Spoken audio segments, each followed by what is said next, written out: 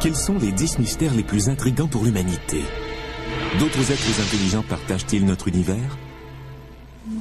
Quand j'ai su que les extraterrestres m'avaient enlevé, j'étais furieuse.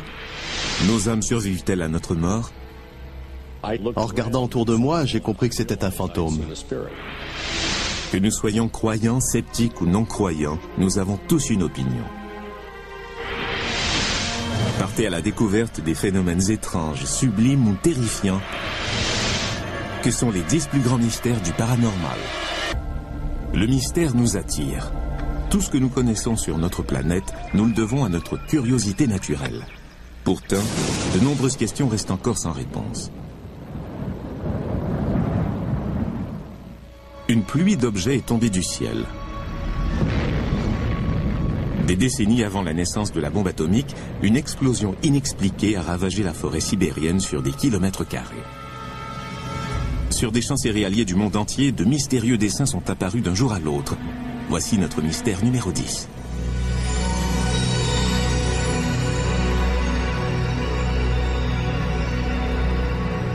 Pendant les années 80, des dessins en forme de cercle ont commencé à apparaître sur des champs en Angleterre.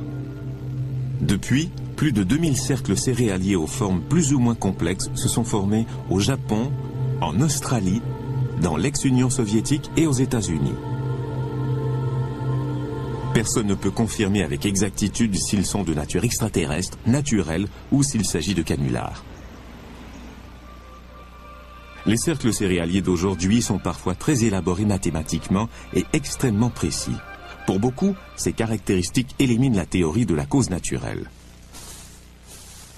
Se pourrait-il aussi que les hommes n'y soient pour rien? Les formes actuelles sont bien plus complexes que celles d'autrefois.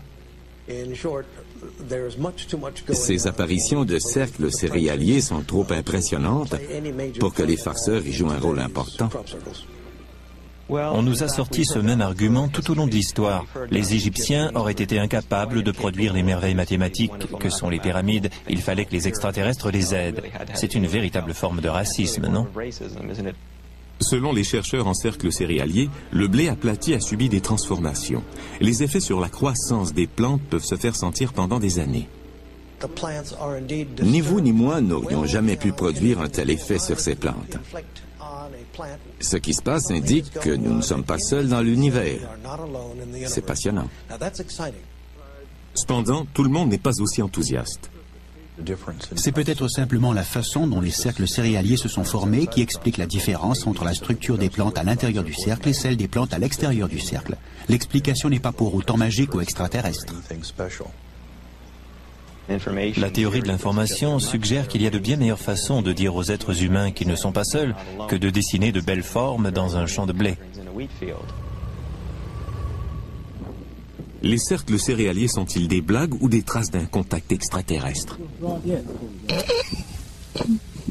Certains cercles ont été tracés avec des planches par des farceurs, mais la formation de milliers d'autres reste mystérieuse.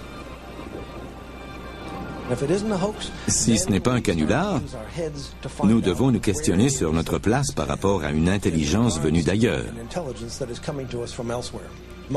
Ma théorie est que des visiteurs viennent sur cette planète. La science n'a pas encore pris les cercles céréaliers au sérieux. Pourtant, tout le monde peut voir ces messages écrits dans nos champs de blé.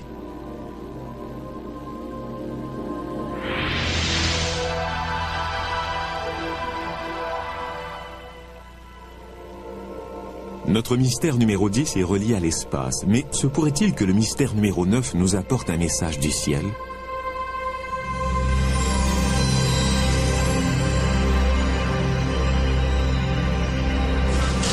Le 21 septembre 1995, des rapports du monde entier ont fait état de statues hindoues qui buvaient du lait présenté en offrande.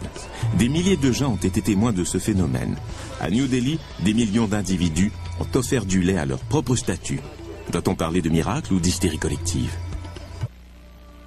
Contre toute attente, l'Église catholique voit également d'un mauvais œil la plupart des phénomènes prétendument miraculeux.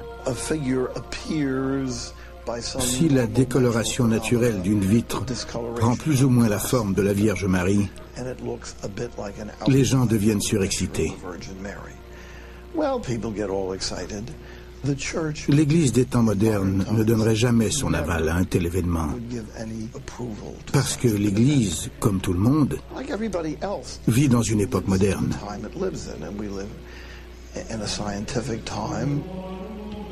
Dans un monde où règne la science, où peut-on chercher une preuve de l'existence de Dieu? L'objet le plus étudié de l'histoire de l'humanité est le suaire de Turin. Beaucoup de gens pensent qu'il s'agit du linceul du Christ mentionné dans la Bible. Nous avons été la première équipe scientifique à pouvoir examiner le suaire en profondeur durant une période de 122 heures en octobre 1978. L'une des premières choses que nous avons découvertes, c'est que contrairement à toutes les autres représentations du Christ à travers l'histoire, celle-ci présentait des taches de sang au niveau des poignets, pas au niveau des paumes.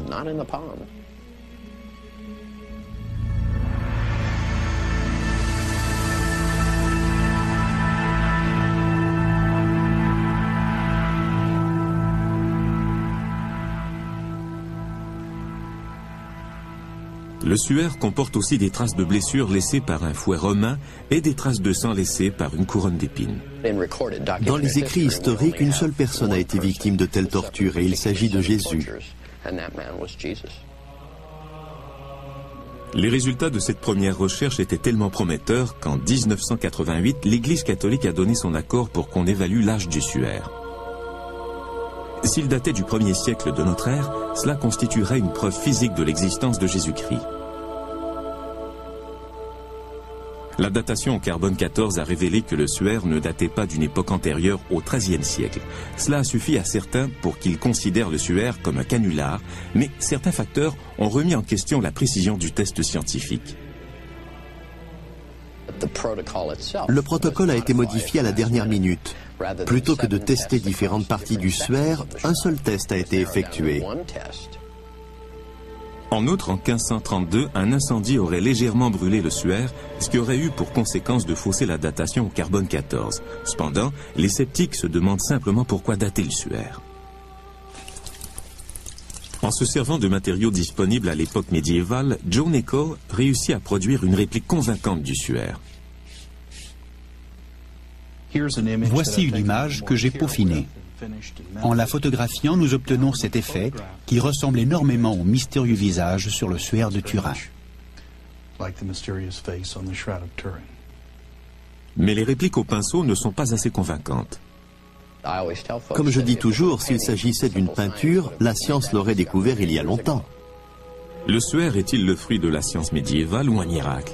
À long terme, il n'est pas essentiel d'établir la vérité à propos du suaire. D'un point de vue spirituel, son image est déjà présente. Il s'agit moins d'une question de science que d'une question de foi.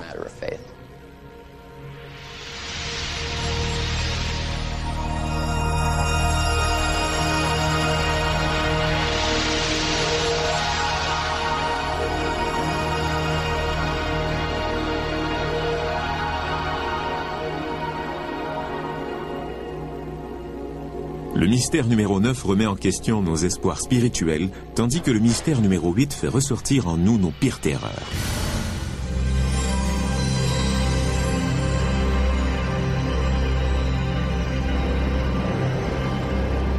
Il est difficile de voir ce qui se passe juste sous la surface du Loch Ness en Écosse, et pourtant 10 000 personnes ont déclaré avoir vu une étrange créature nager dans ces eaux.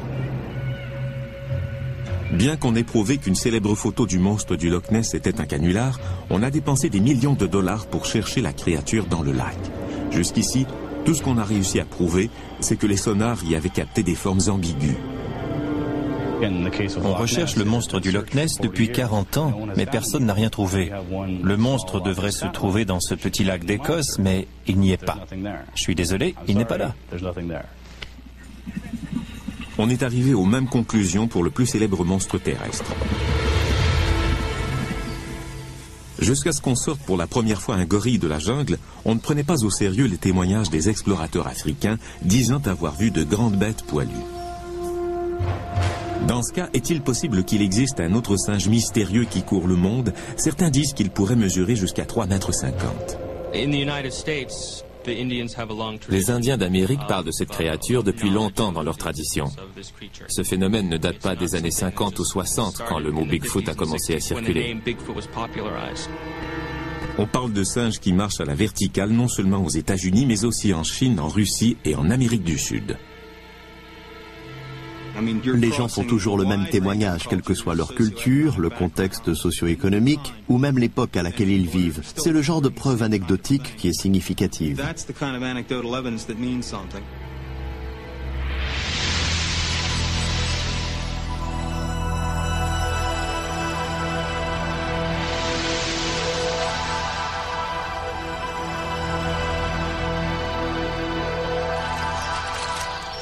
Existe-t-il une preuve réelle de l'existence de cet animal? Les tests d'ADN effectués sur des échantillons de poils prélevés à des endroits où serait apparu le Bigfoot révèlent qu'il s'agit des poils d'un primate. Malheureusement, les échantillons testés sont trop petits pour qu'on puisse en affirmer davantage. Les traces de pas constituent la meilleure preuve. C'est de là que vient le nom Bigfoot, grand pied. Les empreintes de pas existent bel et bien, elles sont mesurables. Un farceur ne prendrait pas le temps de fabriquer les crêtes dermiques, l'équivalent de nos empreintes digitales, présentes sur certaines des empreintes trouvées.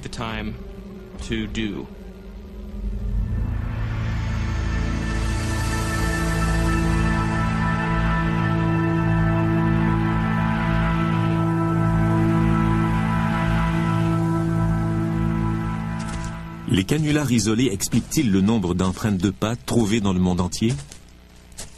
Il est hautement improbable que des farceurs se soient concertés pour fabriquer des empreintes pendant des décennies et partout à travers les États-Unis. Il est plus facile de concevoir qu'un Bigfoot existe réellement. Seule une population importante de Bigfoot expliquerait qu'il existe encore. Étant donné qu'on en a repéré dans le monde entier, il devrait être innombrable. Statistiquement, nous aurions déjà trouvé des corps, mais ce n'est pas le cas. Donc, à mon avis, ils n'existent pas. Les carcasses d'ours sont rares à trouver et pourtant, personne ne doute de leur existence.